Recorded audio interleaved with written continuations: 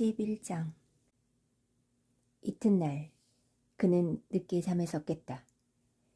지난 하루의 인상을 곱씹던 그는 오늘 프란스 황제를 아련해야 한다는 것을 가장 먼저 떠올렸고, 국방 대신 정중한 오스트리아 시종무관 빌리빈 지난밤의 대화를 기억해냈다.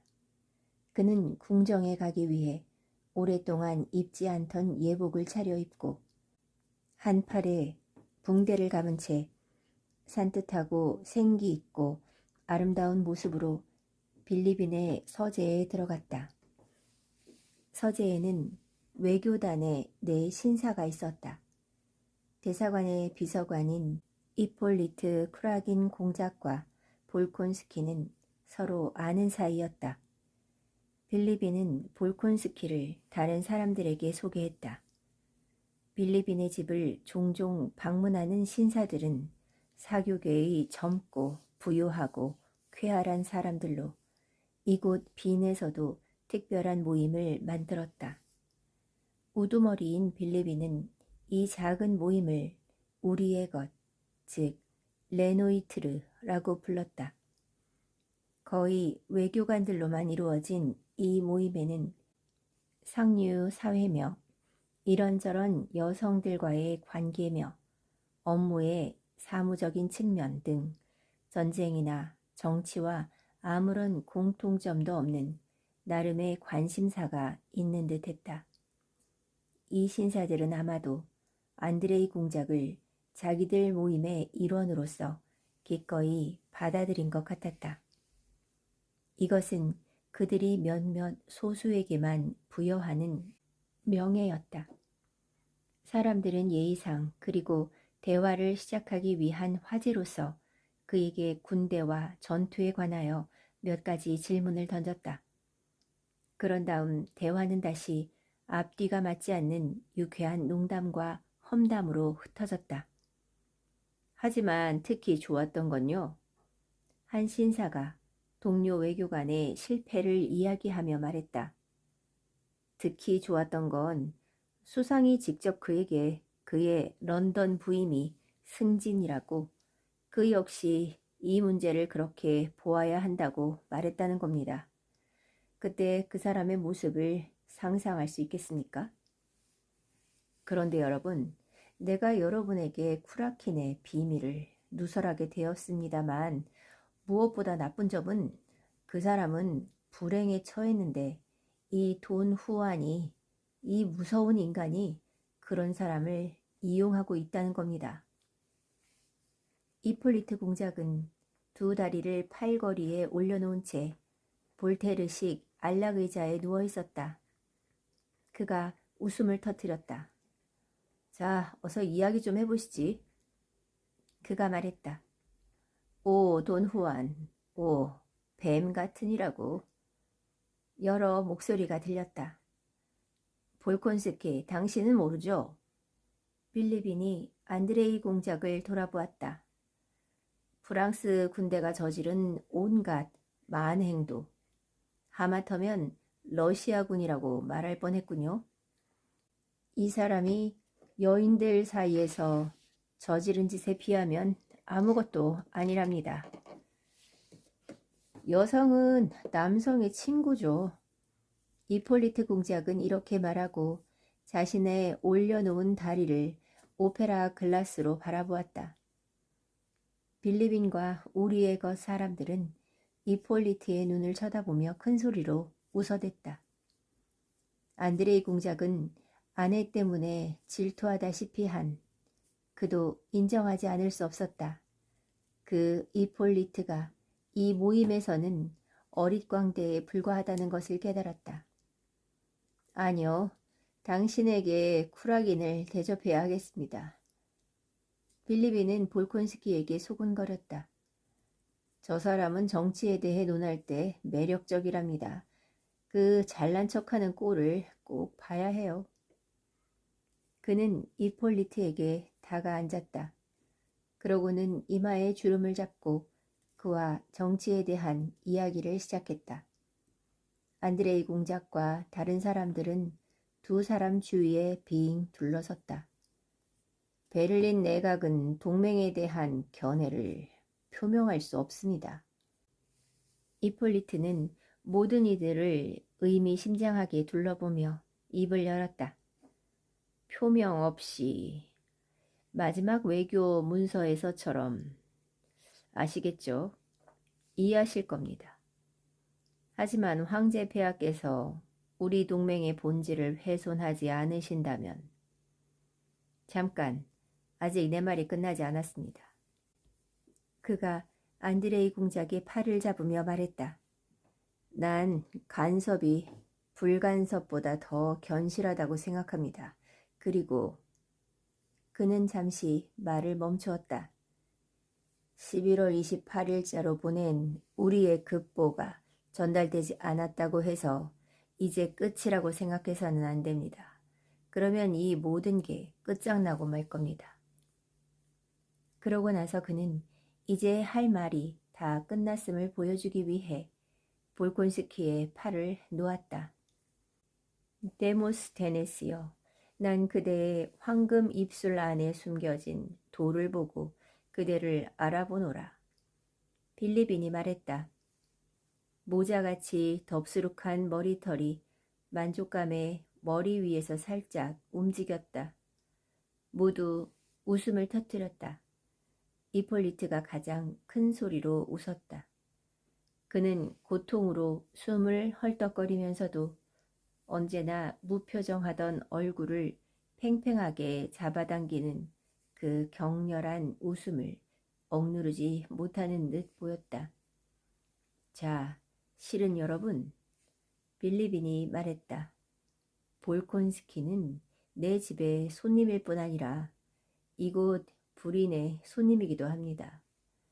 난 내가 할 수 있는 한 이곳 생활의 온갖 기쁨으로 이 사람을 대접하고 싶습니다. 우리가 빈에 있다면 쉽겠죠. 하지만 이런 초라한 모라비아 벽지에서는 어려운 일입니다. 그래서 여러분 모두에게 도움을 구하는 겁니다. 이 사람에게 불인을 대접해야 합니다. 당신은 극장을 맡아주세요. 난 사교계를 맡고 이폴리트, 당신은 물론 여자를 맡습니다. 이분에게 아멜리를 보여줘야 합니다. 얼마나 매력적인데요. 우리의 거 사람들 가운데 한 명이 손가락 끝에 입을 맞추며 말했다. 전반적으로 피에 굶주린 저 병사에게 좀 더 인간에 넘치는 시각을 갖게 할 필요가 있어요. 빌리빈이 말했다. 여러분의 환대를 누리지 못할 것 같습니다. 이제 나가봐야 하거든요. 볼콘스키는 시계를 흘깃 쳐다보며 말했다. 어디로요? 황제께요. 오, 그럼 다음에 봅시다. 볼콘스키. 또 만납시다, 공작. 같이 식사라도 하게 일찍 오십시오. 여러 목소리가 들렸다. 우리가 당신을 책임지겠습니다. 황제와 이야기를 나누게 되면 식량 수송과 교통로가 잘 정비된 것에 대해 최대한 열심히 극찬을 하시기 바랍니다. 빌리빈이 볼콘스키를 대기실까지 배웅하며 말했다. 칭찬을 하고 싶어도 내가 아는 한 그렇게는 못하겠습니다. 볼콘스키는 빙긋 웃으며 대답했다. 그럼 할 수 있는 한 많은 이야기를 하도록 하세요. 아려는 그분의 큰 기쁨이니까요. 그런데 당신도 곧 알게 되겠지만 그분은 말하는 것을 좋아하지 않고 또 잘하지도 못한답니다.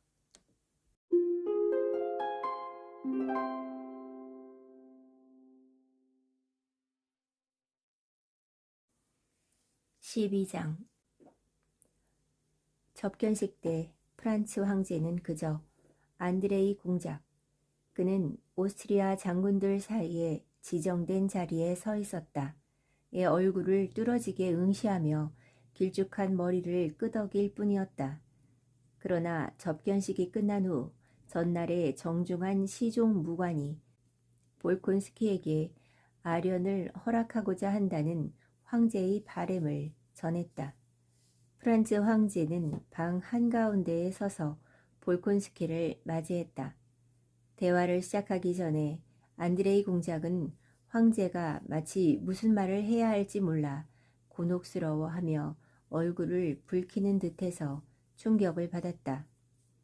언제 전투가 시작되었는지 말해주시오. 황제가 황급히 물었다. 안드레이 공작이 대답했다.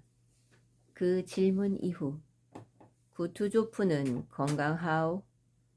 쿠투조프가 크렘스를 떠난 지 얼마나 되었소? 같은 그 못지않게 단순한 질문들이 잇따랐다. 황제는 마치 일정량의 질문을 하는 것이 유일한 목적이라는 듯한 표정으로 말했다. 그 질문들에 대한 대답이 그의 흥미를 끌지 못한다는 것은 지나치리만큼 분명해 보였다. 전투는 몇 시에 시작되었소? 황제가 물었다. 전선에서 전투가 몇 시에 시작되었는지 폐하께 아를 수 없습니다만 제가 있던 뒤렌스타인에서는 오후 6시에 군대가 공격을 시작했습니다. 볼콘스키는 기운차게 대답했다. 이번에는 머릿속에 이미 준비된 자신이 체험하고 본 모든 것에 관한 정직한 서술을 제시할 수 있으리라 생각했다. 그러나 황제는 빙그레 웃으며 볼콘스키를 가로막았다. 몇 마일이요? 어디에서 어디까지 말입니까, 폐하? 뒤렌스타인에서 크렘스까지. 3.5마일입니다, 폐하. 프랑스인들이 왼쪽 강변을 포기한 거요? 정찰병들의 보고에 따르면 밤에 마지막 부대가 뗏목을 타고 강을 건넜다고 합니다. 크렘스의 여물은 풍부하오? 그 정도로 공급하지는 못했습니다만 황제가 볼콘스키의 말을 막았다. 슈미트 장군은 몇 시에 죽었소? 7시경인 듯 합니다. 7시? 참으로 애통하오. 참으로 애통해. 황제는 고맙다는 말을 하며 고개를 숙였다. 안드레이 공작은 밖으로 나오자마자 궁정의 신하들에게 애워싸였다. 사방에서 다정한 눈길이 그를 향했고 다정한 말들이 들려왔다. 전날에 시종 무관은 왜 궁정에서 묵지 않았느냐고 나무라며 자기 집에 머물라고 제안했다.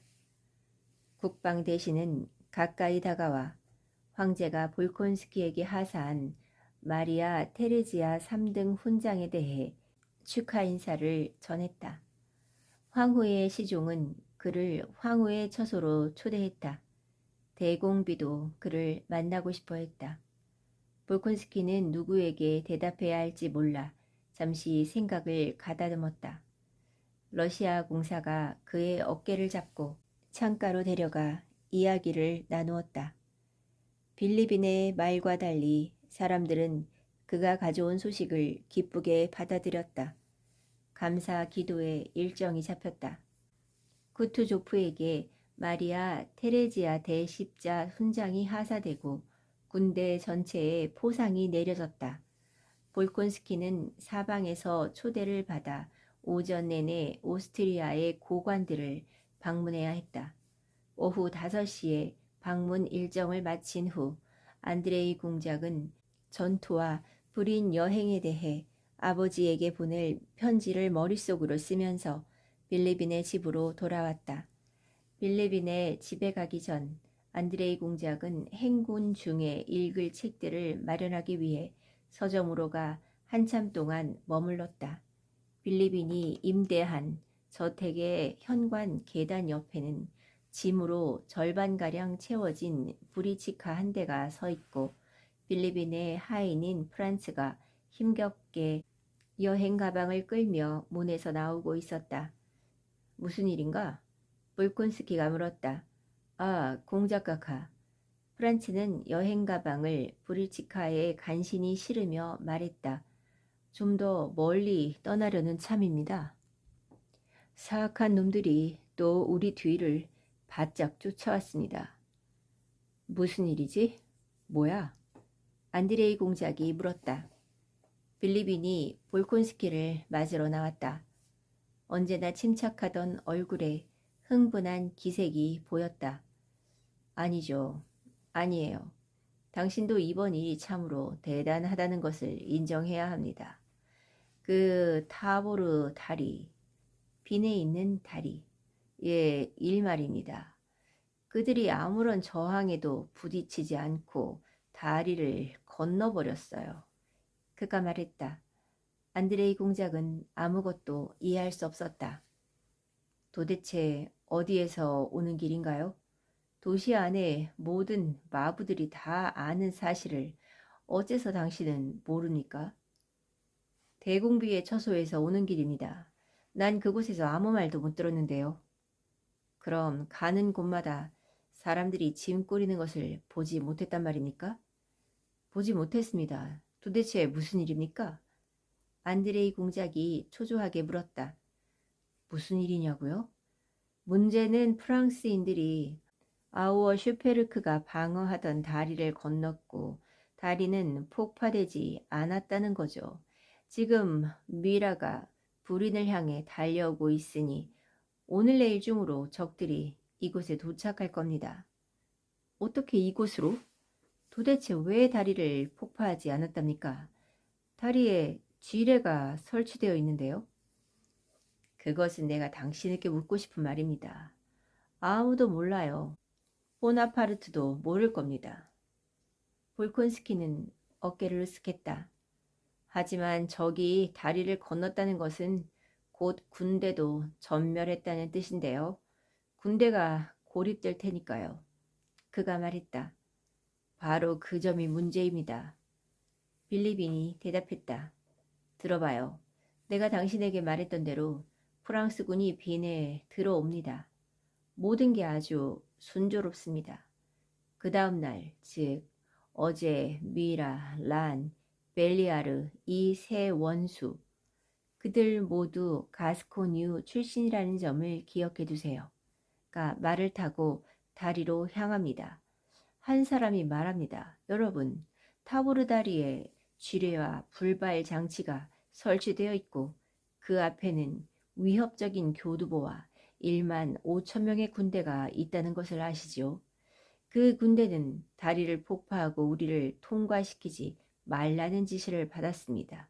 하지만 만일 우리가 이 다리를 탈환한다면 우리의 나폴레옹 황제 폐하께서 기뻐하실 겁니다. 우리 셋이 가서 저 다리를 탈환합시다. 다른 사람들이 말합니다. 갑시다. 그렇게 그들은 진군하여 다리를 빼앗고 다리를 건넙니다.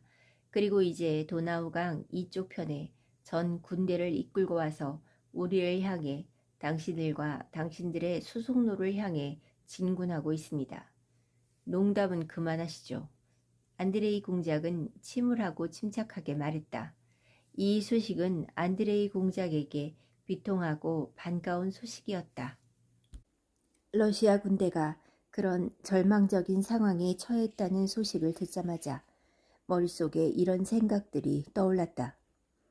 나야말로 러시아 군대를 이 상황에서 구출하도록 예정된 사람이다.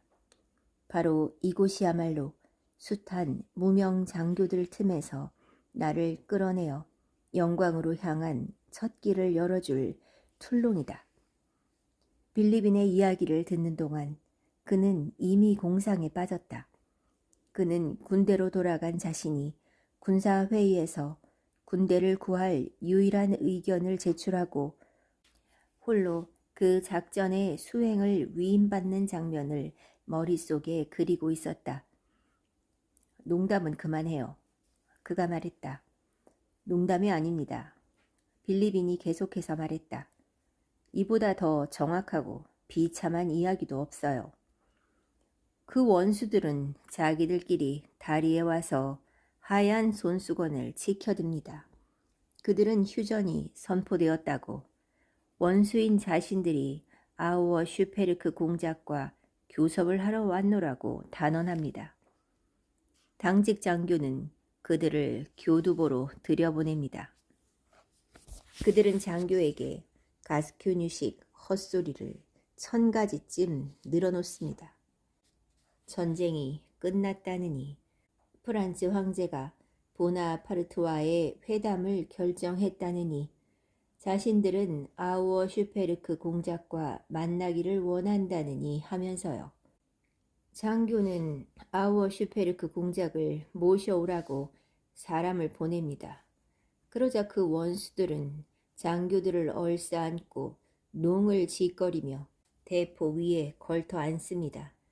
그러는 사이 프랑스군 한 대대가 눈에 띄지 않게 다리 위로 진입하여 발화물질이 든 자루를 물에 던지고 교두보로 접근합니다. 드디어 중장인 우리의 친애하는 아우어 슈페르크 폰 마이테른 공작이 모습을 드러냅니다. 친애하는 적이여, 오스트리아 군의 꽃이자 튀르크 전쟁의 영웅이여, 반목은 종식되었고 우리는 이제 악수를 나눌 수 있습니다. 나폴레옹 황제께서는 아우어 슈페르트 공작을 열렬히 알고 싶어 하십니다. 한마디로 이 원수들은 괜히 가스코뉴 출신이 아니었던 겁니다. 그들은 아우어 슈페르크에게 아름다운 말을 쏟아 부었습니다. 아우어 슈페르크는 프랑스 원수들과 그처럼 빠르게 친해진 것에 몹시도 황홀해했고, 미라의 긴 망토와 타조 깃털에 완전히 눈이 멀어버렸습니다. 그는 그저 상대의 불을 바라보기만 할 뿐, 적들에게 발사해야 할 자신의 불에 대해서는 까맣게 잊어버리죠. 빌리비는 생생한 화술을 펼치면서도 이 경구 다음에 그 가치를 음미할 여유를 주고자 잠시 뜸을 들이는 것을 잊지 않았다. 프랑스 대대는 교두보로 달려가 대포의 포문을 막고 다리를 탈취합니다. 아니요, 하지만 무엇보다 훌륭한 점은 그는 자신의 이야기가 지닌 매력에 흥분했다가 차츰 마음을 가라앉히며 말을 이었다. 이것입니다. 대포를 신호로 쥐레에 불을 붙이고 다리를 폭파하기로 되어 있었는데, 이 대포 옆에 배치된 중사가 다름 아닌 그 중사가 프랑스 부대들이 다리를 향해 달려오는 것을 알아보고 점화를 하려고 했어요. 하지만 란이 그의 손을 밀칩니다. 아마 자신의 장군보다 더 똑똑했던 중사는 아우어 슈페르트에게 다가가 이렇게 말합니다. 공장님은 속고 계십니다. 저기 프랑스군이 오고 있습니다. 미라는 중사가 말을 하게 내버려 두면 작전이 실패한다는 것을 깨닫습니다. 그는 놀라는 척하며 영락없는 가스코뉴 사람이죠. 아우어 슈페르크를 돌아봅니다. 그가 말합니다. 세상에서 그토록 찬양받는 오스트리아식 규율로는 보이지 않는데요. 그런데도 당신은 부하가 당신에게 이런 식으로 이야기하도록 내버려 두는군요. 천재적이죠. 아우어 슈페르크 공작은 모욕을 느끼고 중사를 체포하도록 명령합니다. 아니요, 인정하세요. 멋지지 않습니까? 다리에서 있었던 이 모든 사건이 말입니다. 이것은 어리석은 행위도 아니고 비겁한 행위도 아니고 아마 배신이겠죠. 안드레이 공작은 회색 외투, 부상, 화약 연기, 포성, 그리고 자신을 기다리는 영광을 머릿속에 생생하게 그려보며 말했다. 그것도 아닙니다. 이 일로 궁정은 대단히 난처한 상황에 처했어요. 빌리비는 계속 말했다. 그것은 배신도 비겁한 행위도 어리석은 행위도 아닙니다. 그것은 울름의 상황과 같아요. 그는 적당한 표현을 찾느라 생각에 잠긴 듯 했다. 그것은 마크식이죠. 우리는 마크화 되어버린 겁니다. 그는 자신이 경구를, 그것도 더 참신한 경구를, 훗날 거듭해서 반복될 그런 경구를 말했다고 느끼며 이야기를 맺었다. 그때까지 이마에 잡혀있던 주름은 만족의 표시로 빠르게 풀어졌다. 그는 가볍게 미소를 지으며 자신의 손톱을 바라보았다. 당신은 어디로 갈 건가요? 자리에서 일어나 자기 방으로 향하는 안드레이 공작에게 빌리빈이 불쑥 물었다. 떠날 겁니다. 어디로요? 부대로요. 당신은 이틀 정도 더 머물려고 했잖아요. 하지만 지금 당장 떠나겠습니다. 그러고는 안드레이 공작은 출발에 대한 지시를 내리고 자기 방으로 갔다. 이봐요, 친구. 빌리빈은 그의 방으로 들어오며 말했다. 사실 당신에 대해 잠시 생각했습니다.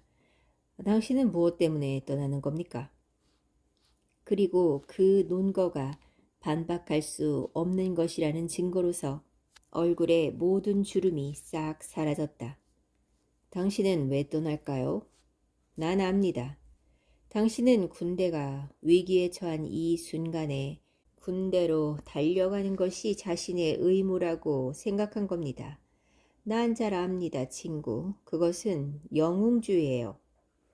결코 그렇지 않습니다. 안드레이 공작이 말했다. 하지만 당신은 철학자니 철저히 철학자가 되어 다른 측면에서 사물을 보세요. 그러면 오히려 자신을 지키는 것이 자신의 의무임을 알게 될 겁니다. 그런 것은 아무짝에도 쓸모없는 사람들에게 맡겨요. 당신은 복귀하라는 명령을 받지도 않았고 이곳 사람들도 당신을 보내지 않을 겁니다. 그러니 당신은 이곳에 남아 우리와 함께 떠날 수 있어요. 우리의 불행한 운명이 우리를 이끄는 곳으로요. 다들 올미치로 떠난다고 하는군요. 올미치는 아주 사랑스러운 도시입니다. 당신도 나와 함께 나의 콜야스카로 마음 편하게 떠납시다. 농담은 이제 그만하십시오, 빌리빈. 볼론스키가 말했다. 나는 친구로서 진심으로 말하는 겁니다. 신중하게 생각해요. 지금 여기 남을 수 있는데 어디로 무엇을 위해 떠난다는 겁니까? 당신을 기다리는 것은 둘 중 하나예요. 그는 왼쪽 관자놀이에 주름을 잡았다. 당신이 부대에 도착하기도 전에 평화 조약이 체결되거나 쿠투조프의 전 군대와 함께 패배와 치욕을 겪는 거죠. 그리고 나서 빌리빈은 자신이 제시한 딜레마에 논박할 여지가 없다고 느끼며 주름을 폈다. 그런 것을 생각하고 있을 수는 없습니다. 안드레이 공작은 냉정하게 말했으나 속으로는 난 군대를 구하기 위해 가는 거야 라고 생각했다. 친구, 당신은 영웅이군요. 빌리빈이 말했다.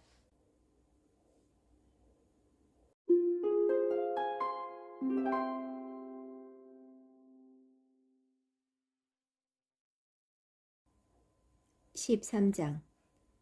그날 밤 볼콘스키는 국방 대신에게 작별 인사를 한 후 부대로 떠났다.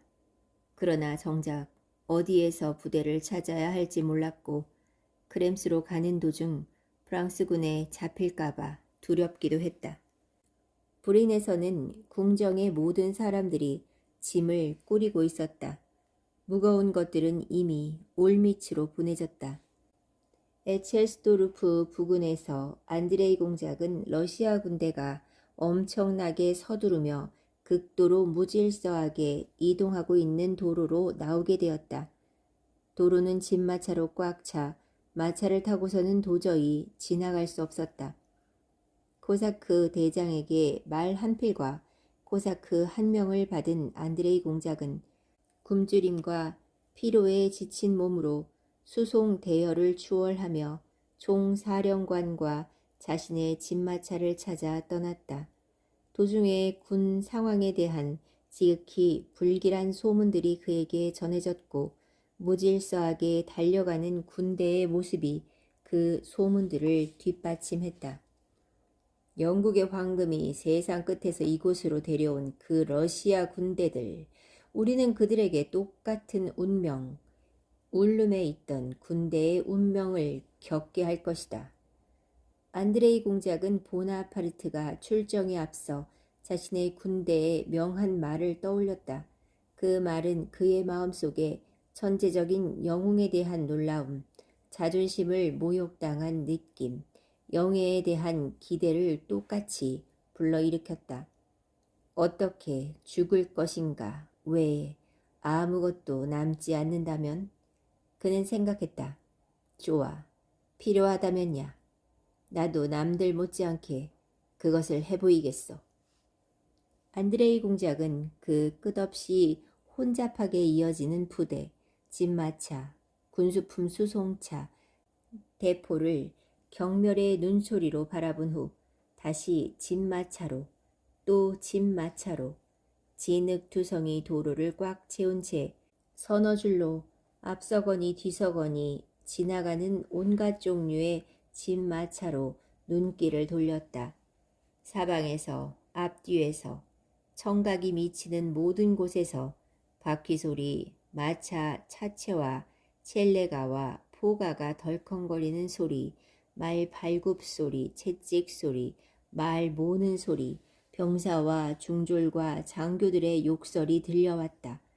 양쪽 도로변을 따라 때로는 가죽이 벗겨지거나 벗겨지지 않은 말들의 사체가, 때로는 부서진 집마차들과 그 옆에서 무언가를 기다리며 쓸쓸히 앉아있는 병사들이, 때로는 때를 지어 이웃 마을로 가거나 마을에서 수탉과 순양과 건초와 무언가로 가득 채운 자루를 끌고 오는 나고병들이 보였다. 오르막길이나 내르막길에서는 사람들이 더 붐비고 비성 섞인 신음소리가 끊이지 않았다. 무릎까지 진흙탕에 빠진 병사들은 두 손으로 대포와 치중차를 들어 나르고 있었다. 채찍이 허공을 가르고 말 발굽이 미끄러지고 멍에와 수레를 연결한 끈이 끊어지고 사람들의 가슴이 비명으로 찢어질 듯했다. 이동을 지휘하는 장교들은 수송 대열 사이를 돌아다니며 앞으로 뒤로 말을 모았다. 장교들의 목소리는 전체가 왁자지껄하는 소리들 틈에서 희미하게 들렸고 그들의 얼굴에는 이 무질서를 막을 길이 없다는 절망이 뚜렷하게 보였다. 저기에 우리의 친애하는 정교회 군대가 있군. 볼콘스키는 빌리빈의 말을 떠올리며 잠시 생각했다. 그는 그 사람들 중 누군가에게 총사령관이 어디에 있는지 물어보고자 수송 대열 쪽으로 말을 몰았다. 바로 맞은편에서 말 한 필이 끄는 기묘한 승용 마차가 오고 있었다. 첼레가와 카브리올레트와 콜랴스카의 중간 형태였고 병사들의 물건들로 손수 만든 것처럼 보였다. 한 병사가 승용 마차를 몰고 가죽 포장 아래의 비가리개 뒤편에는 숄로 온몸을 감싼 여자가 앉아 있었다. 안드레이 공작이 가까이 다가가 병사에게 질문을 하기 위해 돌아본 순간 키비토치카 안에 앉은 여자의 필사적인 비명소리가 주의를 끌었다. 수송 대열을 지휘하는 장교가 다른 마차들을 앞지르려 든 이 콜라 소치카의 마부 노릇을 하는 병사를 때릴 때 채찍이 승용 마차에 비 가리개를 친 것이다. 여자는 날카로운 소리로 비명을 질렀다. 안드레이 공작을 본 그녀는 비 가리개 밖으로 몸을 쑥 내밀더니 깔개 같은 숄 밖으로 나온 야윈 두 손을 흔들며 외쳤다. 부관님, 부관님, 제발 저희를 보호해 주세요. 이제 어떻게 되는 거죠? 전 군의관 아내예요. 7여병 저분들이 통과시켜 주지 않아요. 우리는 뒤처지는 바람에 일행을 놓쳤어요. 버스키처럼 납작하게 두들겨 패줄 테다. 마차를 돌려! 격분한 장교가 병사에게 소리쳤다. 내 놈의 환양년을 데리고 마차를 돌려! 부관님, 저희를 보호해 주세요. 도대체 어찌된 노릇인가요? 군의관 아내가 부르짖었다. 이 진마차를 통과시켜 주시죠. 여기 여성분이 있는 것이 보이지 않습니까? 안드레이 공작이 장교에게 가까이 가며 말했다. 장교는 그를 흘낏 쳐다보곤 아무런 대꾸도 없이 다시 병사 쪽으로 돌아섰다. 내가 먼저 가겠다. 뒤로 가. 보내주라고 말했지 않습니까?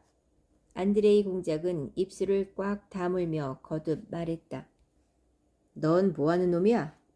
갑자기 장교가 술 주정을 부리며 안드레이 공작을 돌아보았다. 내 놈이 뭔데?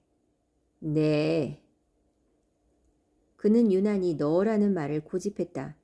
내가 지휘관이야? 어? 이곳의 지휘관은 내 놈이 아니야, 나야. 넌 뒤로 가. 그는 똑같은 말을 되풀이했다. 비스킷처럼 납작하게 두들겨 패주겠어. 장교는 그 표현이 썩 마음에 드는 모양이었다. 애송이 부관 녀석에게 호기롭게 퇴짜를 놓는군. 뒤에서 목소리가 들렸다. 안드레이 공작은 장교가 술에 취해 무슨 말을 하는지도 모르는 무분별하고 난폭한 발작 상태라는 것을 알아차렸다. 그는 키비 토지카에 탄 군의관 아내를 옹호하려는 자신의 태도가 자신이 세상에서 가장 두려워하는 것, 즉 흔히 조롱거리라고 불리는 것으로 가득 차 있음을 깨달았다. 그러나 본능은 다르게 말했다. 장교가 마지막 말을 미쳐다 끝내기도 전에 안드레이 공작은 노여움으로 얼굴을 일그러뜨린 채 말을 그쪽으로 몰고 가서 가죽 채찍을 들어 올렸다. 통과시켜 주시지요. 장교는 한 손을 내저으며 황급히 옆으로 물러났다. 모든 혼란은 언제나 이런 참모 장교들 때문에 생기지. 그가 투덜거렸다. 당신 방식대로 하시구려. 안드레이 공작은 눈을 들지도 않은 채 자신을 구세주라고 부르는 군의관 아내의 곁을 황급히 떠났다. 그러고는 혐오에 찬 심정으로 이 굴욕적인 장면을 극히 세세한 부분까지 떠올리며 사람들로부터 총사령관이 있다고 들은 마을을 향해 질주했다. 마을에 들어서자 그는 말에서 내려 첫 번째 집으로 들어갔다. 잠시 쉬면서 뭐라도 먹고 자신을 괴롭히는 이 모욕적인 상념들을 분명하게 정리해 볼 생각이었다. 이들은 불안당 떼거리지 부대가 아니야. 그가 이런 생각을 하며 첫 번째 집 창가로 다가갈 때 귀에 익은 목소리가 그의 이름을 불렀다. 그는 주위를 둘러보았다. 작은 창문에서 네스비츠키의 잘생긴 얼굴이 튀어나왔다. 네스비츠키는 축축하게 젖은 입으로 무언가를 씹으며 두 팔을 흔들어 안드레이 공작을 자기 쪽으로 불렀다. 볼콘스키, 볼콘스키 안 들리나? 얼른 와. 그가 소리쳤다. 집으로 들어간 안드레이 공작은 네스비츠키 외에 무언가를 먹고 있는 몇몇 다른 부관들을 보았다. 그들은 황급히 안드레이 공작을 돌아보며 혹시 새로운 소식을 아는지 물었다. 안드레이 공작은 너무도 친숙한 그들의 얼굴에서 불안과 걱정의 표정을 읽었다. 그 표정은 언제나 낄낄거리는 네스비츠키의 얼굴에서 유난히 두드러졌다. 총사령관님은 어디 계십니까? 볼콘스키가 물었다. 이 마을에요. 저 집에 계십니다. 한 부관이 대답했다. 이봐, 그래서 평화조약과 항복이 있었다는 게 사실이야? 네스비츠키가 물었다. 내가 묻고 싶은 말이군. 난 내가 간신히 자네들이 있는 곳까지 왔다는 사실 말고는 아무것도 몰라. 이봐, 그럼 우리는 어떻게 되는 거야?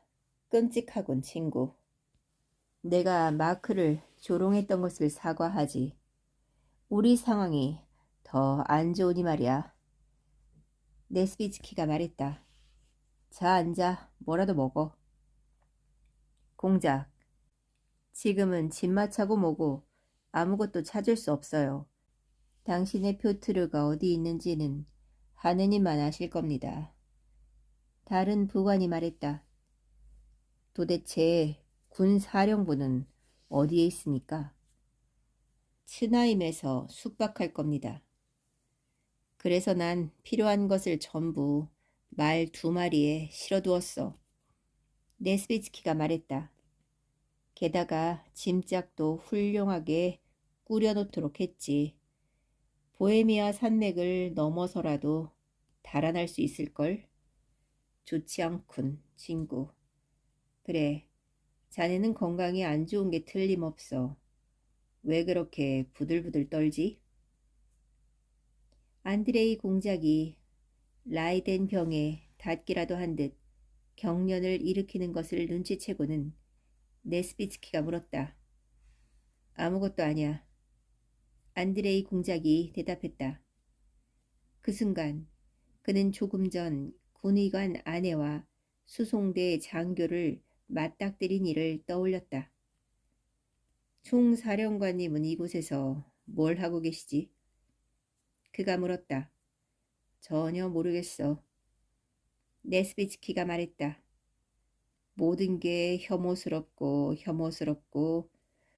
또 혐오스럽다는 것 한 가지는 알겠군. 안드레이 공작은 이렇게 말하고는 총사령관이 묵고 있는 집으로 향했다. 안드레이 공작은 크루조프의 승용마차, 수행원들의 지친 말들, 자기들끼리 큰 소리로 떠드는 코사크들 옆을 지나 현관 방으로 들어섰다. 사람들에게 들은 대로 크루조프는 바그라치온과 바이로터와 함께 농가에 있었다. 바이로터는 전사한 슈미트를 대신하여 온 오스트리아 장군이었다. 현관 방에는 체구가 작은 코즐롭스키가 서기 앞에 쭈그리고 앉아 있었다. 서기는 군복 소매를 걷어붙인 채 거꾸로 뒤집은 작은 통을 받치고 부랴부랴 기록을 하고 있었다. 코즐롭스키의 얼굴은 몹시 피곤해 보였다. 그도 밤잠을 자지 못한 듯했다. 그는 안드레이 공작을 흘기 쳐다보았을 뿐 고개도 까딱하지 않았다. 제2전선은 썼나? 그는 서기에게 계속 받아 적게 했다. 키예프 적탄병 부대, 포돌스크. 서두르지 마시라니까요. 서기는 코즐롭스키를 돌아보고 무례하게 성을 내며 대답했다. 그때 문 너머에서 쿠투조프의 불만 섞인 활기찬 목소리와 그것을 가로막는 낯선 목소리가 들려왔다. 이 목소리들의 울림, 코즐롭스키가 힐끔 쳐다볼 때의 냉랭함, 피로에 지친 서기의 불손함, 서기와 코즐롭스키가 총사령관과 그렇게 가까운 곳에서 바닥의 작은 통 둘레에 앉아있는 모습, 말을 돌보는 코사크들이 창문 밑에서 큰 소리로 웃어대는 모습, 이 모든 것에서 안드레이 공작은 틀림없이 무언가 중대하고 불행한 일이 일어나리라는 것을 느꼈다. 안드레이 공작은 코즐롭스키를 향해 몇 가지 질문을 집요하게 던졌다. 잠깐 공작, 이건 바그라치온에게 줄 작전 계획이란 말이야. 코즐롭스키가 말했다. 그럼 항복은? 그럴 일은 없어. 전투 명령이 떨어진걸. 안드레이 공작은 목소리가 새어나오는 문 쪽으로 향했다. 그러나 문을 열려는 순간 방 안의 목소리들이 뚝 그치더니 문이 열리고 뒤룩뒤룩 살진 얼굴에 매부리 코인 쿠투조프가 문지방에 나타났다. 안드레이 공작은 쿠투조프 바로 맞은편에 섰다. 그러나 총사령관의 시력이 남은 한쪽 눈에 어린 표정으로 보아 상념과 근심이 마음을 너무도 강하게 사로잡은 나머지 그의 시야를 가린 듯했다. 그는 자기 부관의 얼굴을 정면으로 보면서도 알아보지 못했다. 자, 어떻게 됐나? 끝났나? 그는 코즐롭스키를 돌아보았다. 곧 끝납니다. 총사령관 각하. 동양인 유형의 단호하고 표정 없는 얼굴에 키가 크지 않고 무뚝뚝하고 아직은 늙지 않은 바그라치온이 총사령관을 따라 나왔다. 총사령관님을 뵙게 되어 영광입니다. 안드레이 공작은 봉투를 내밀며 꽤 큰 소리로 거듭 말했다. 아, 빈에서 온 건가? 좋아. 나중에. 쿠투조프는 바그라치온과 함께 현관 계단으로 나갔다. 자, 공작, 잘 가게. 그가 바그라치온에게 말했다. 그리스도께서 자네와 함께 하시길, 자네가 큰 공운을 세우기를 기원하겠네. 뜻밖에도 쿠투조프의 얼굴이 부드러워지며 눈동자에 눈물이 고였다. 그는 왼손으로 바그라치온을 끌어당기고 반지를 낀 오른손을 들어 익숙해 보이는 몸짓으로 그에게 성호를 긋고는 살이 뒤룩뒤룩한 한쪽 뺨을 내밀었다. 바그라치온은 뺨 대신 목에 입을 맞추었다. 그리스도께서 자네와 함께 하시길. 쿠투조프는 똑같은 말을 되풀이하고 콜랴스카로 다가갔다. 함께 타지. 그가 볼콘스키에게 말했다. 총사령관 각하, 제가 이곳에 도움이 되었으면 합니다. 바그라치온 공작의 부대에 남도록 허락해 주십시오. 타게. 쿠투조프가 말했다. 그는 볼콘스키가 머뭇거리는 것을 눈치챘다. 나에게도 훌륭한 장교가 필요하다네. 나에게도 필요하단 말일세. 그들은 골랴스카에 올라타고 몇 분 동안 묵묵히 갔다. 앞으로도 온갖 많은 일들이 있을 거야. 그는 마치 볼콘스키의 마음에서 일어나는 모든 생각을 아는 듯 노인들 특유의 꿰뚫어보는 표정으로 말했다. 내일 바그라치온의 부대 가운데 10분의 1이라도 돌아온다면 하느님께 감사드릴 텐데. 쿠투조프는 혼잣말을 하듯 이렇게 덧붙였다. 안드레이 공작은 쿠투조프를 쳐다보았다. 쿠투조프로부터 0.5 아르신 떨어진 안드레이 공작의 눈에 들어온 것은 그의 관자놀이에 상처로 인하여 생긴 말끔하게 씻긴 주름이었다. 이스마일의 탄환이 그의 머리를 꿰뚫고 눈동자 하나를 앗아간 자리였다. 볼콘스키는 생각했다. 그래, 이 사람에게는 부하들의 죽음을 이렇게 태연하게 말할 권리가 있지. 그렇기 때문에 절 이 부대에 파견해 주십사 부탁드리는 겁니다. 그가 말했다. 쿠투조프는 대답하지 않았다. 그는 이미 자신이 한 말을 잊은 듯 생각에 잠겨 앉아 있었다. 5분 후 쿠투조프는 콜랴스카의 부드러운 스프링 위에서 경쾌하게 몸을 흔들며 안드레이 공작을 돌아보았다. 얼굴에는 동요의 흔적조차 없었다. 쿠투조프는 야릇한 조소를 띤 채 황제를 아련할 때의 세세한 정황, 궁정에서 들은 크렘스 전투에 관한 평판, 두 사람 모두 아는 몇몇 여인들에 대해 안드레이 공작에게 물었다.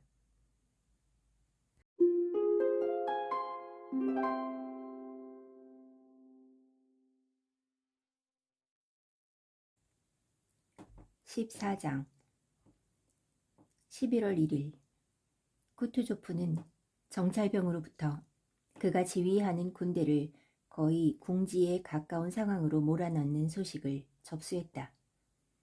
정찰병은 거대한 병력을 갖춘 프랑스군이 빈의 다리를 건너 러시아에서 오는 부대와 쿠투조프 사이의 연락로를 향해 진군하는 중이라고 보고했다. 만약 쿠투조프가 크렘스에 남기로 결정한다면 나폴레옹의 15만 군대는 모든 연락로를 차단하고 그의 기진맥진한 4만 군대를 에워쌀 것이다. 그러면 그도 울룸에서 마크가 처했던 상황에 놓이게 된다. 만약 쿠투조프가 러시아에서 오는 부대들과 연락할 도로를 포기하기로 결정한다면 적의 우세한 병력을 막으면서 보헤미아 산맥의 잘 알지도 못하는 지역으로 길도 없이 나아가야 할 뿐 아니라 부회부덴과 연락할 희망을 완전히 버려야 했다. 만약 쿠투조프가 러시아에서 오는 부대와 합류하기 위해 크렘스에서 올미추로 난 길을 따라 퇴각하기로 결정한다면 빈의 다리를 건넌 프랑스군에 추월당하고 결국 모든 무거운 장비와 수송 대여를 끌고 다니다가 양쪽에서 포위당한 채 그의 부대보다 3배나 우세한 적들과 행군 도중에 전투를 치르는 위험을 무릅써야 했다. 쿠투조프는 이 마지막 방법을 택했다. 정찰병의 보고에 따르면 프랑스군은 빈의 다리를 건너 쿠투조프의 퇴각로에 위치한 전방 100 베르스타 남짓 떨어진 츠나임을 향해 강행군하는 중이었다. 프랑스군보다 먼저 츠나임에 도착한다는 것은 곧 군대를 구할 가능성이 크다는 의미였다. 반면 프랑스군이 츠나임에 먼저 도착하게 한다는 것은 분명 전 군대를 울름 때와 비슷한 치욕 혹은 전멸에 빠뜨린다는 의미였다. 그러나 전 군대를 이끌고 프랑스군을 앞지르기란 불가능했다. 빈에서 츠나임에 이르는 프랑스군의 가도는 크렘스에서 츠나임에 이르는 러시아군의 가도보다 짧고 좋았다. 정보를 입수한 날 밤 쿠투조프는 바그라치온의 전위 부대 4,000명을 크렘스 츠나임 가도에서 빈 츠나임 가도로 가도록 산지 너머 오른쪽으로 보냈다. 바그라치온은 쉬지 않고 이 행군을 완수하여 앞쪽에는 빈을 뒤쪽에는 츠나임을 둔 지점에서 정지해야 했다. 또한 만일 프랑스군을 앞지르는 데 성공한다면 그는 최대한 그들을 그곳에 묶어두어야 했다. 쿠투조프는 무거운 장비를 전부 끌고 츠나임으로 출발했다. 폭풍이 휘몰아치는 밤에 신발도 신지 않은 굶주린 병사들을 이끌고서 길도 없는 산속을 45 베르스타 정도 행군하다 병사의 3분의 1을 낙오로 잃은 끝에 바그라치오는 빈에서 홀라브론으로 접근 중인 프랑스군보다 몇 시간 앞서 빈 츠나임 가도에 자리한 홀라브룬에 도착했다. 쿠투조프는 츠나임에 도착하기 위해 수송 대여를 이끌고서 며칠 밤낮을 쉬지 않고 더 행군해야 했다. 그러므로 군대를 구하기 위해서는 바그라치온이 굶주리고 피로에 지친 병사 4,000명을 이끌고 홀라브룬에서 맞닥뜨릴 적군 전체를 하루 밤낮 동안 꼬박 붙잡아 두어야 했다. 분명 불가능한 일이었다. 그렇지만 기이한 운명이 불가능을 가능으로 만들었다. 비네의 다리를 전투 없이 프랑스군 수중에 넣은 계략의 성공은 쿠투조프까지도 그렇게 속여보라며 미라를 자극했다. 츠나임 가도에서 바그라치온의 미약한 부대와 마주친 미라는 이들이 쿠투조프의 전군이라고 생각했다. 이 군대를 확실히 격파하기 위해 미라는 빈에서 오는 도중 뒤처진 부대들을 기다렸고 이 목적을 위해 양국 군대가 각자 위치를 바꾸지 않고 현재 지점에서 이동하지 않는다는 조건으로 사흘간의 휴전을 제안했다. 미라는 평화 조약을 위한 회담이 이미 진행 중이므로 무익한 위협을 피하기 위해 휴전을 제안하는 거라고 설득했다. 최전선에 있던 오스트리아 장군 노스티츠 백작은 미라가 보낸 군사의 말을 믿고서 바그라치온의 부대를 훤히 노출시킨 채 퇴각해 버렸다. 또 다른 군사가 똑같이 평화 조약 회담에 관한 소식을 알리고 러시아 부대에 사흘간의 휴전을 제안하기 위하여 러시아군의 산병선 안으로 들어왔다. 바그라치온은 휴전을 받아들일 수도 거부할 수도 없다고 답변한 후 자신이 받은 제안을 보고하도록 쿠투조프에게 부관을 파견했다. 쿠투조프에게 휴전은 시간을 벌고 피로에 지친 바그라치온의 부대를 쉬게 하고 수송 대열과 무거운 장비, 그들의 이동은 프랑스군의 눈을 피해 이루어졌다. 무거운 장비를 츠나임까지 한 번이라도 더 이동시킬 수 있는 유일한 수단이었다. 휴전 제의는 군대를 구할 유일하고도 뜻하지 않은 가능성을 제공했다. 쿠투조프는 그 소식을 받자마자 즉시 자신을 수행하는 시종 무관장 빈첸 게로데를 적의 진영으로 보냈다. 빈첸 게로데는 휴전을 수락할 뿐 아니라 항복의 조건을 제시해야 했다. 그동안 쿠투조프는 부관들을 후방으로 파견하여 전 군대에 크렘스 츠나임 가도를 따라 수송 대열의 이동을 최대한 서두르라고 지시했다.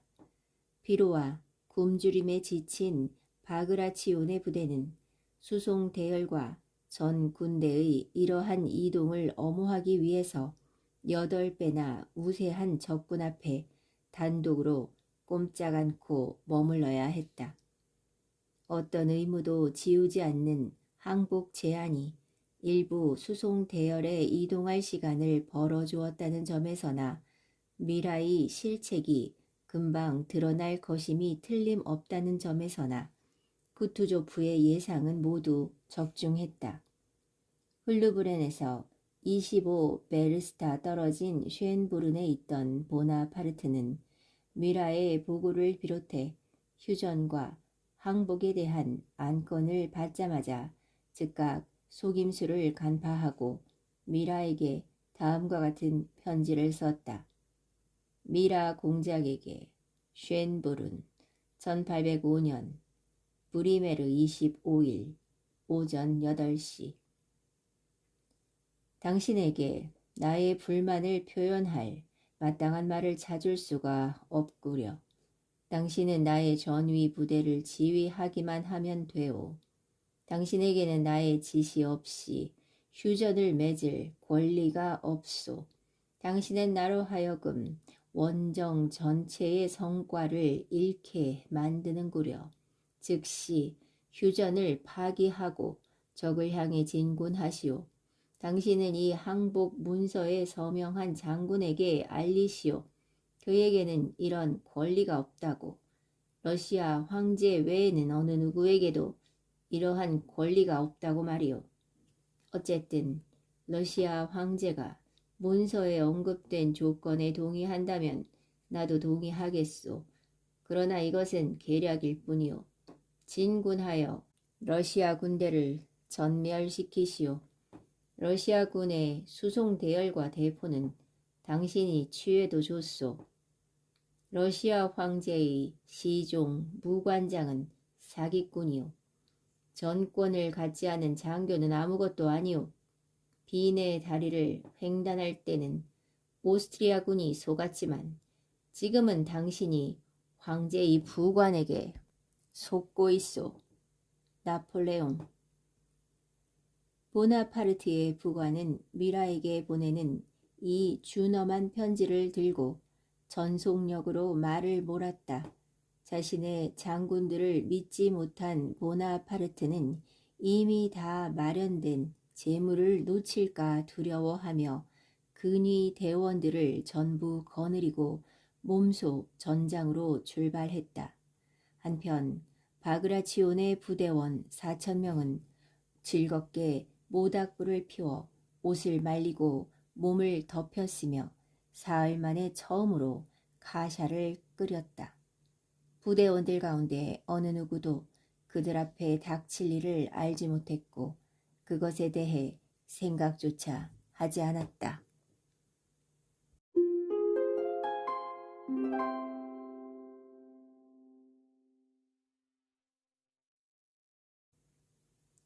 15장 구투조프에게 끈질기게 간청하여 승낙을 받아낸 안드레이 공작이 그른투에 도착하여 바그라치온 앞에 모습을 드러낸 것은 오후 3시가 지나서였다. 보나파르트의 부관은 아직 미라의 부대에 도착하지 않았고 전투도 아직 시작되지 않았다. 바그라치온의 부대원들은 전투의 전반적인 흐름에 대해 아무것도 모른 채 평화 조약에 대하여 떠들어댔으나 그것이 가능하다고 믿지 않았다. 또한 전투에 대해서도 이야기했지만 전투가 임박했다고는 믿지 않았다. 볼콘스키가 구투조프의 총애와 신뢰를 받는 부관임을 안 바그라치온은 특별히 상관으로서 위엄과 관대함을 갖추어 그를 맞이하며 아마도 오늘이나 내일 전투가 있을 거라고 알렸다.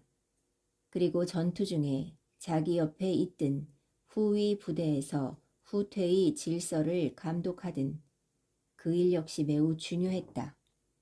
뜻대로 하라며 전적인 자유를 허락했다. 어쨌든 오늘은 전투가 없을 겁니다. 바그라치오는 안드레이 공작을 안심시키는 듯한 투로 말했다. 만일 이 인간이 조그만 십자 훈장이라도 받으려고 파견 나온 흔해 빠진 참모부 멋쟁이라면 후위 부대에 있어도 보상을 받겠지.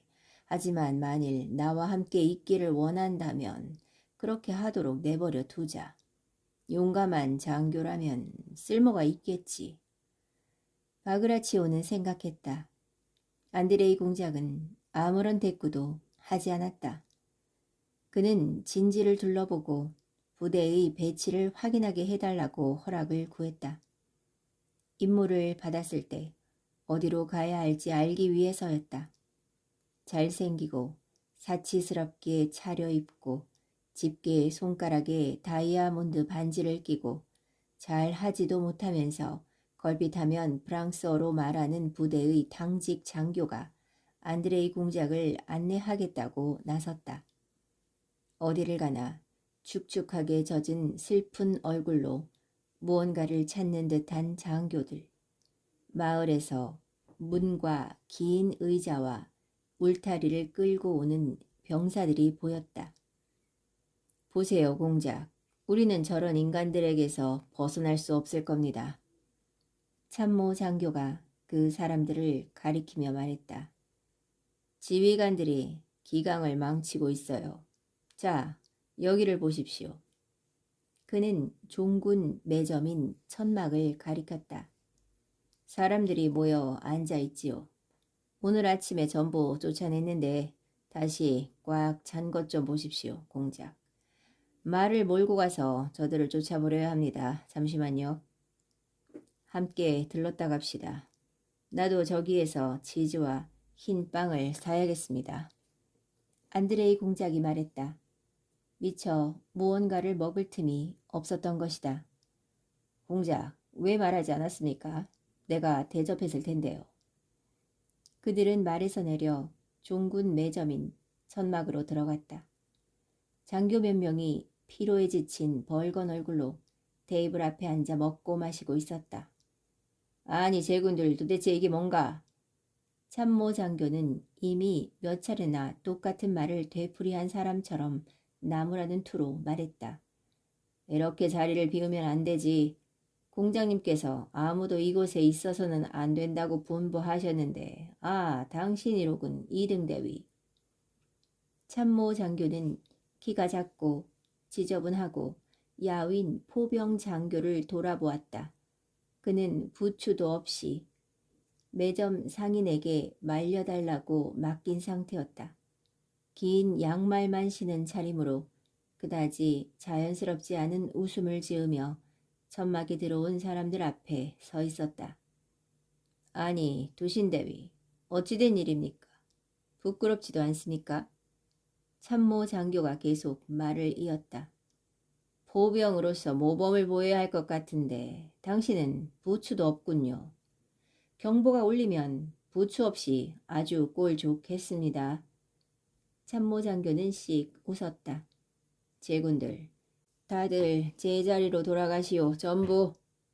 그는 상관다운 말투로 이렇게 덧붙였다. 안드레이 공작은 투신 2등 대위를 흘깃 보고는 자기도 모르게 빙긋 웃었다. 투신은 말없이 빙그레 웃음을 지으며 맨발로 제자리 걸음을 하면서 총명하고 선한 큰 눈동자로 뭔가 묻고 싶은 듯 안드레이 공작과 참모를 번갈아 쳐다보았다. 병사들이 그러더라고요. 신발을 벗으면 더 편하다고요.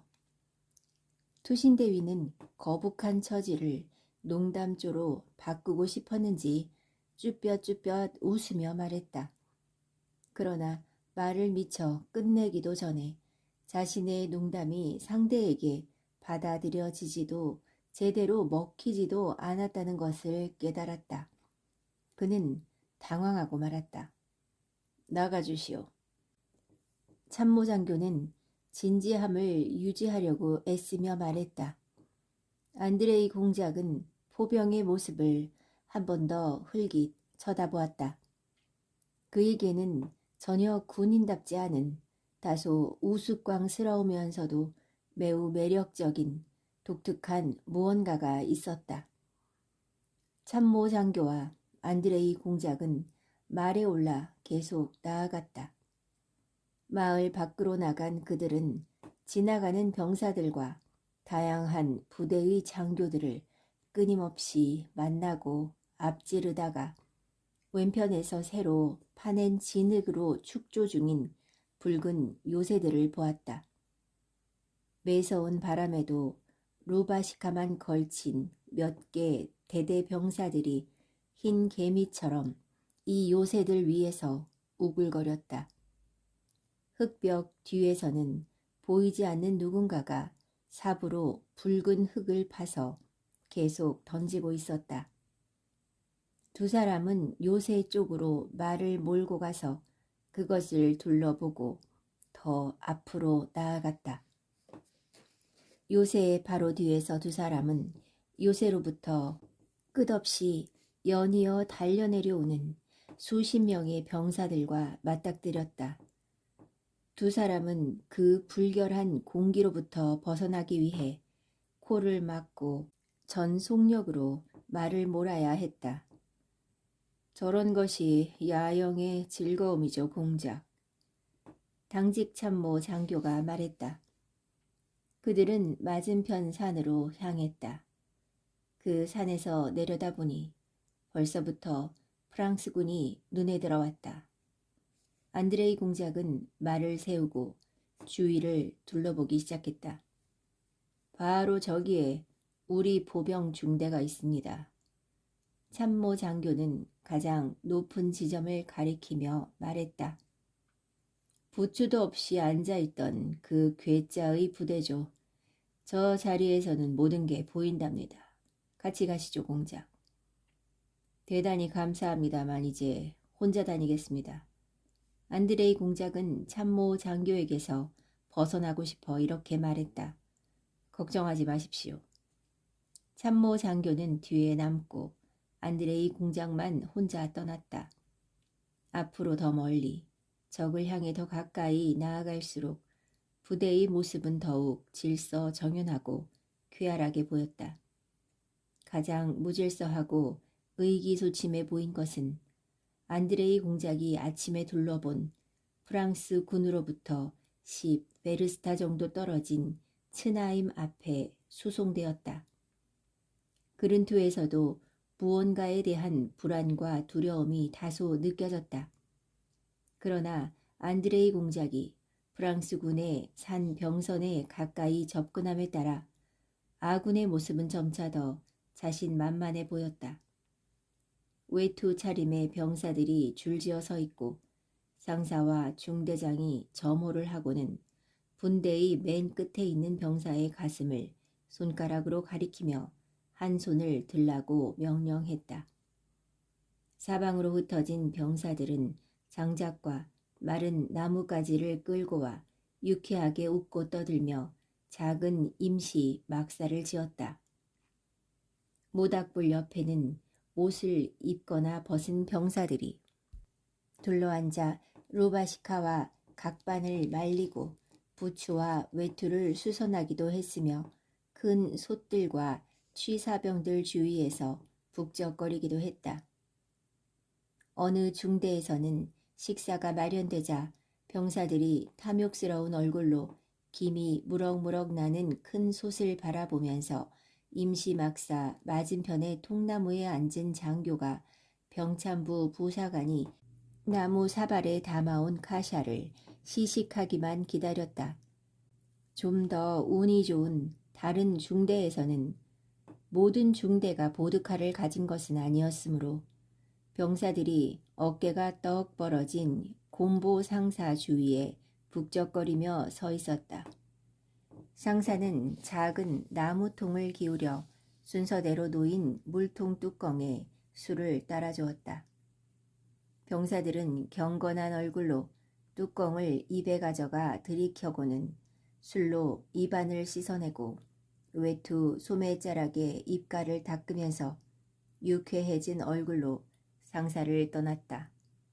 모든 이들의 얼굴이 너무도 평온했다. 마치 모든 것이 적의 면전에서 일어나는 게 아니라 적어도 부대원의 절반이 제 자리를 지켜야 하는 전투 직전에 일어나는 게 아니라 고국 어딘가에서 평화로운 야영을 기다리는 가운데 일어나고 있는 것 같았다.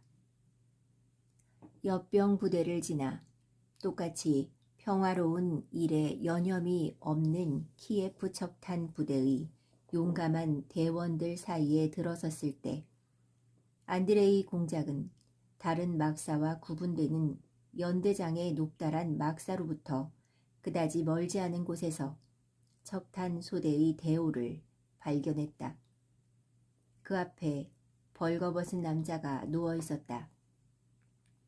병사 2명이 그를 붙잡고 다른 2명은 휘청휘청한 잔가지를 휘두르며 벌거벗은 등을 규칙적으로 때렸다.